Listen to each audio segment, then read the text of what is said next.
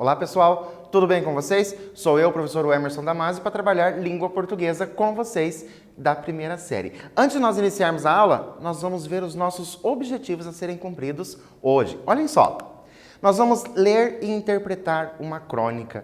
Já trabalharam crônica em anos anteriores? Eu tenho certeza que em algum momento vocês já se depararam com esse gênero textual, a crônica. Por quê? Porque é um texto bem gostoso de ser lido, é um texto muito gostoso de ser trabalhado. E nós vamos também reconhecer elementos da narrativa, dessa narrativa da crônica. Reconhecer diferentes formas de tratar uma informação em função das condições em que ele foi produzido e daquelas em que será recebido. Então esses são os nossos objetivos de hoje. A gente vai conversar bastante sobre esse gênero crônica. E para a gente iniciar, olha só, nós vamos falar de poesia.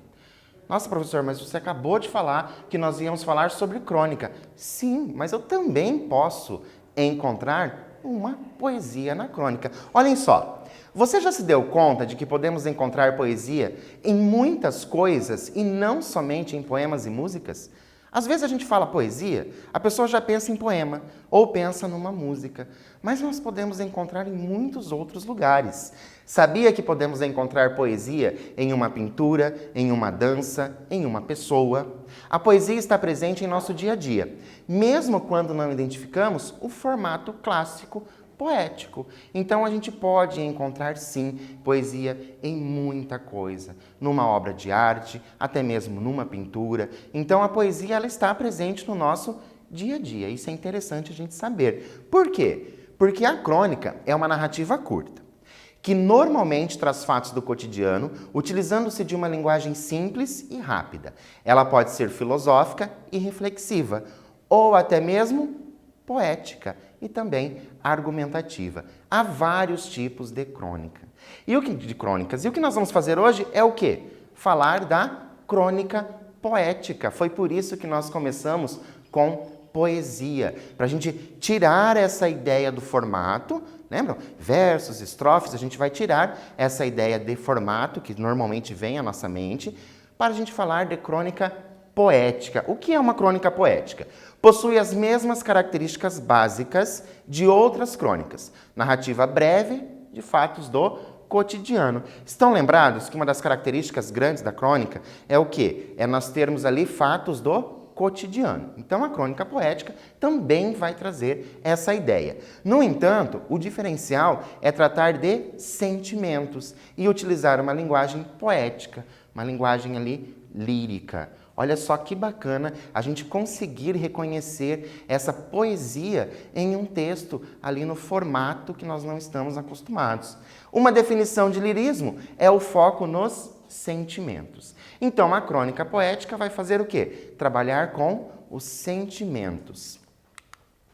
Para a gente começar, uma das características da crônica poética, então nós vamos falar de crônica poética, é a utilização de letra A, norma padrão, letra B, linguagem rebuscada, letra C, linguagem formal ou letra D, figuras de linguagem. Olha só, poética.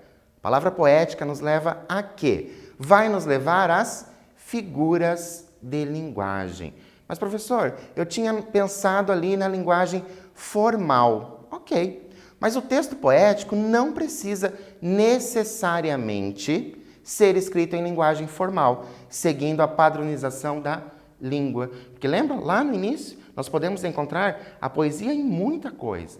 Então, essa poética eu posso encontrar ali em uma linguagem coloquial, uma linguagem regional. Então, por isso, não precisa necessariamente ser escrita de forma formal, aquela norma culta, padrão, que os professores cobram tanto.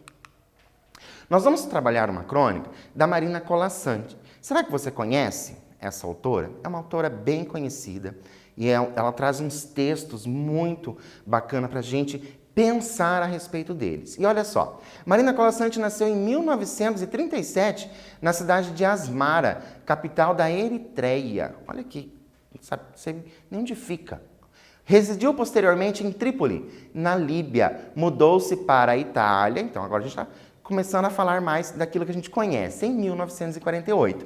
Transferiu-se com a família para o Brasil, onde vive até hoje na cidade do Rio de Janeiro. Então, desde 1948, ela vive aqui no Brasil. Seu primeiro livro data de 1968. Olha que interessante, tá? Então, de 1948, ela escreveu lá o seu primeiro livro em 1968. Então, 20 anos depois que ela já estava aqui no Brasil.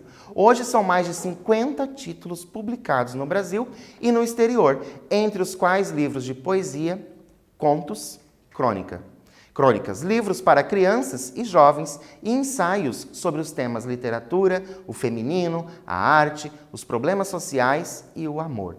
Por isso que é bacana trabalhar essa autora, a Marina Colasanti. Por quê? Porque ela trabalha coisas do nosso dia a dia, da nossa vivência. Então, por isso, a crônica que nós vamos ler, esta aqui é a Marina Colasanti, para vocês conhecerem. A crônica que nós vamos ler chama-se Eu Sei, mas Não Devia. Prestem atenção. Eu sei que a gente se acostuma, mas não devia. A gente se acostuma a morar em apartamentos de fundos e a não ter outra vista que não as janelas ao redor. E porque não tem vista, logo se acostuma a não olhar para fora. E porque não olha para fora, logo se acostuma a não abrir de todo as cortinas. E porque não abre as cortinas, logo se acostuma a acender mais cedo a luz. E à medida que se acostuma, esquece o sol, esquece o ar, esquece a amplidão. E agora? Vou pedir para vocês relerem um trecho. Vejam que eu tenho essa marcação. A palavra não está bem marcada aqui nesse trecho. E vou pedir para vocês responderem. Qual efeito de sentido é produzido pela repetição da negação? Ela está negando várias vezes. Mas o que eu compreendo com essa negação? Vou dar um tempo para você reler o trecho, escrever a resposta no seu caderno e eu volto já.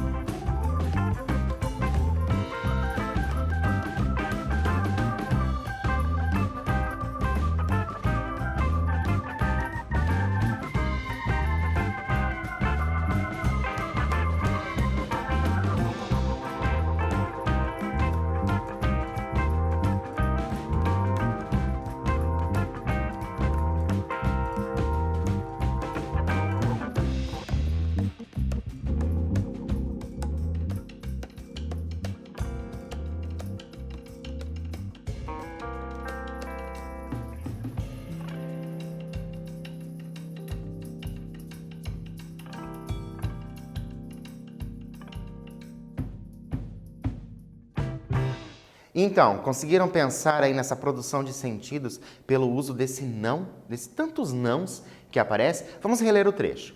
A gente se acostuma a morar em apartamentos de fundos e a não ter outra vista que não as janelas ao redor. E porque não tem vista, logo se acostuma a não olhar para fora. E porque não olha para fora, logo se acostuma a não abrir de todo as cortinas. E porque não abre as cortinas, logo se acostuma a acender mais cedo a luz. E à medida que se acostuma, esquece o sol, esquece o ar, esquece a amplidão. Olha o que eu trouxe para vocês. É possível compreender que a negação repetitiva, então, várias vezes ali eu utilizo essa negação, produz um efeito de mostrar o que não devemos fazer ou saber. Olha só, lembram do título? Eu sei, mas não devia. Então, essa negação passa essa ideia daquilo que a gente não deveria fazer, que no caso seria se acostumar com todas essas coisas. Mas vamos continuar a leitura. A gente se acostuma a acordar de manhã sobressaltado porque está na hora, a tomar o café correndo porque está atrasado, a ler o jornal no ônibus porque não pode perder o tempo da viagem, a comer sanduíche porque não dá para almoçar, a sair do trabalho porque já é noite, a cochilar no ônibus porque está cansado, a deitar cedo e dormir pesado, sem ter vivido o dia. A gente se acostuma a abrir o jornal e a ler sobre a guerra. E aceitando a guerra, aceita os mortos e que haja números para os mortos.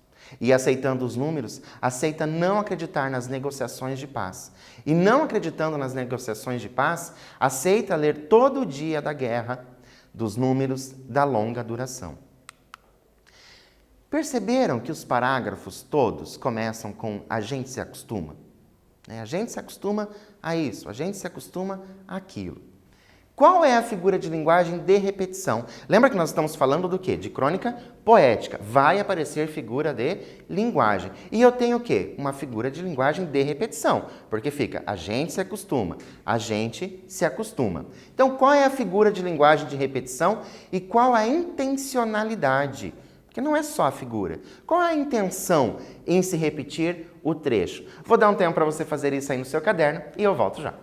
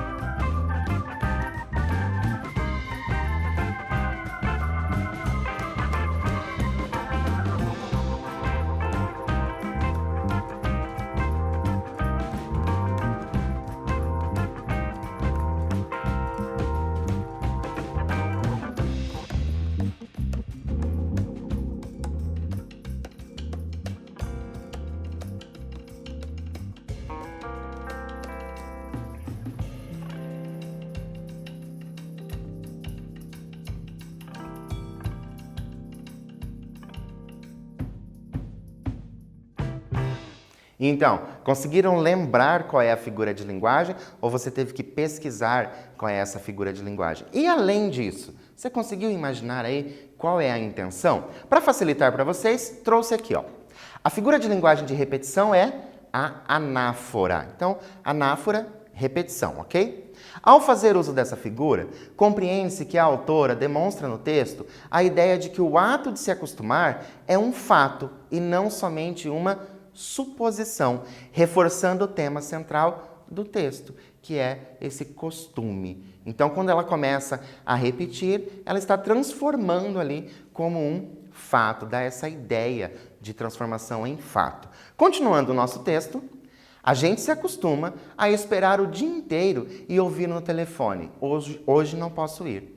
A sorrir para as pessoas sem receber um sorriso de volta. A ser ignorado quando precisava tanto ser visto. A gente se acostuma a pagar por tudo o que deseja e o de que necessita. E a lutar para ganhar o dinheiro com que pagar. E a ganhar menos do que precisa. E a fazer fila para pagar. E a pagar mais do que as coisas valem. E a saber que cada vez pagar mais e a procurar mais trabalho para ganhar mais dinheiro, para ter com que pagar nas filas em que se cobra. Olha só como a autora traz essa coisa do nosso dia a dia. E realmente, a gente se acostuma a fazer tudo isso e a gente vai achando aquilo tudo normal. E continuando, a gente se acostuma a andar na rua e ver cartazes, a abrir as revistas e ver anúncios, a ligar a televisão e assistir a comerciais, a ir ao cinema e engolir publicidade, a ser instigado, conduzido, desnorteado, lançado na infindável catarata dos produtos. A gente se acostuma à poluição, às salas fechadas de ar-condicionado e cheiro de cigarro, à luz artificial de ligeiro tremor, ao choque que os olhos levam na luz natural, às bactérias na água potável, a contaminação da água do mar, a lenta morte dos rios. Se acostuma a não ouvir passarinho, a não ter galo de madrugada, a temer a hidrofobia dos cães, a não colher fruta no pé, a não ter sequer uma planta. A gente se acostuma a coisas demais para não sofrer. Em doses pequenas, tentando não perceber, vai afastando uma dor aqui, um ressentimento ali, uma revolta acolá. Se o cinema está cheio, a gente senta na primeira fila e torce um pouco o pescoço. Se a praia está contaminada, a gente molha só os pés e sua no resto do corpo. Se o trabalho está duro, a gente se consola pensando no fim de semana. E então, será que você é uma dessas pessoas que já se acostumou a essas situações que a nossa autora está apresentando? Você já se deu conta disso? Você já percebeu isso? Que você foi se acostumando com tudo e achando que aquilo já fazia parte do seu dia a dia? E se no fim de semana não há muito o que fazer, a gente vai dormir cedo e ainda fica satisfeito porque tem sempre sono atrasado. A gente se acostuma para não se ralar na aspereza, para preservar a pele. Se acostuma para evitar feridas, sangramentos, para esquivar-se de faca e baioneta, para poupar o peito. A gente se acostuma para poupar a vida, que aos poucos se gasta, e que gasta de tanto acostumar, se perde de si mesma. Uma das características da crônica é a brevidade, um texto perecível que pode se perder com o tempo. Então, uma das características da crônica é essa, ela pode se perder com o tempo, certo? No entanto, a crônica, eu sei, mas não devia, foi escrita em 1972. Perceba que seus efeitos permanecem. Lembra que nós fomos conversando sobre esse acostumar, que a gente acaba se acostumando com as coisas? Quais fatores fazem com que uma crônica permaneça atual? Então, assim, a crônica não é datada.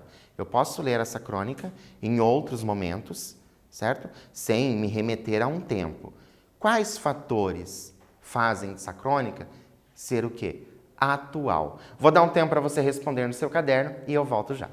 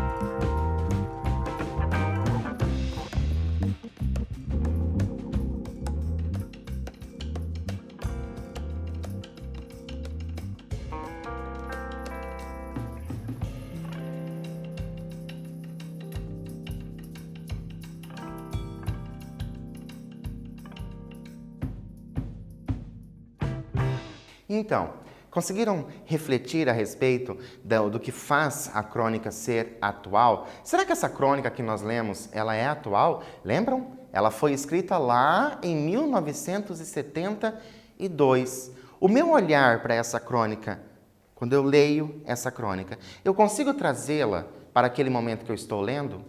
Naquele ano em que eu estou lendo? Isso faz com que seja atual. Olha o que eu trouxe para vocês. Na crônica, a autora traduz em palavras poéticas, que vocês perceberam como ela trabalha bastante essa linguagem poética, que chega a ser emocionante a forma com que ela trabalha, a realidade de um mundo que desde a década de 1970, lembrando que a crônica é escrita em 72, tá? Continua se acostumando e aceitando muitas coisas por questões pessoais ou de sociabilidade. E isso não é temporal, é da condição humana. Então, a crônica, ela é atual exatamente por isso, porque desde a década de 1970 até hoje, nós estamos ali nos acostumando e a gente acaba achando que muita coisa se transforma em normal. Aquilo que talvez não era para ser normal. A gente se acostuma tanto a ver noticiários, ver publicidade, e a gente acha aquilo normal, como se fizesse parte do nosso dia a dia já. O que nós vimos hoje? Compreendemos as características da crônica poética e espero que você tenha gostado dessa crônica da Marina Colasanti. Depois, se você puder, releia, repense, reflita sobre aquilo que ela diz. Analisamos a linguagem utilizada na crônica, então a gente percebeu ali essa linguagem poética. Lemos e interpretamos a crônica Eu sei, mas não devia. Então, quando vocês tiverem a oportunidade, releiam essa crônica, bem interessante para que vocês possam refletir a respeito dos dizeres poéticos em forma de crônica que a Marina Colasanti nos traz. Vou deixar para vocês dois livros da Marina Colasanti, tá? Que é a coleção Melhores Crônicas e mais de 100 histórias maravilhosas. Se você gostou dessa crônica, procure outras obras também da mesma autora. Eu tenho certeza que você vai gostar. Por hoje, eu fico por aqui e até mais.